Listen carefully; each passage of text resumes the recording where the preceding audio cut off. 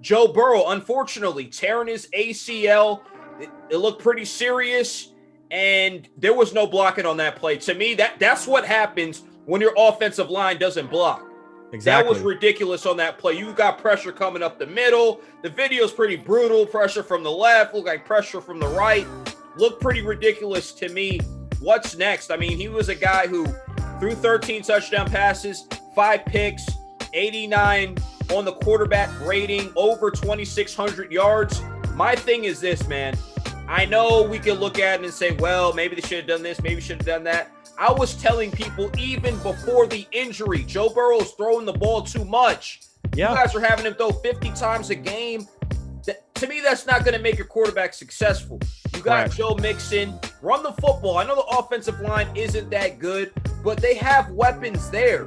I think they need to run the football more. You don't want your young guy out there throwing 50 times a game. I just don't believe in that philosophy. I know it's a passing league. I agree with you. But you need to be balanced. Look at your Saints. The Saints are good. Why? Because they're balanced. I don't think Drew Brees has been great, but he hasn't been bad. Not even top 10 this year. He's been put in good situations where he doesn't have to throw the ball a billion times like Joe Burrow. Exactly. Joe Burrow's had to do. So what do you think is next for this Bengals team, Joe Burrow? What are your thoughts on this injury?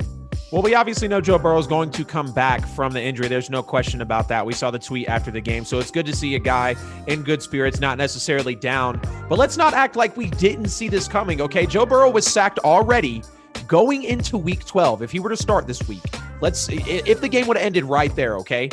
33 sacks. If he would have played the rest of that game out, there's a good chance he could have left that game with 40 sacks already on his rookie body. 33 sacks before that injury, right?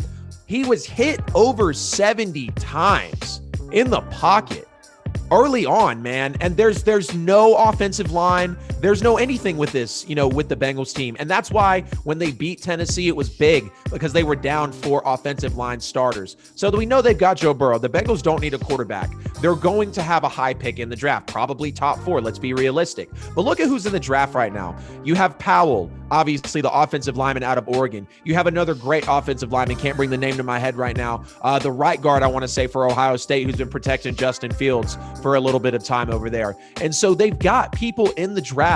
Go steal your wide receivers and your defense later on. Get your offensive line up front because we know Joe Burrow is getting the crap beat out of him and he will not last long in the NFL. Take a look at Andrew Luck retiring. So we know the Bengals have a quarterback, but they need to protect him. And as far as the future of the Bengals, these guys were probably going to have a top 8 to 7 offense within the next few years coming in the NFL. Things are only going to get better, hopefully, for Joe Burrow. They've got players on the offense. Joe Mixon, of course, we know the weapons that they have, but they just need more going on with the team, and it starts in the trenches. So my advice to the Bengals would be, you got your guy coming back. Get you some linemen in the draft if you want to have Burrow for at least another 5 years.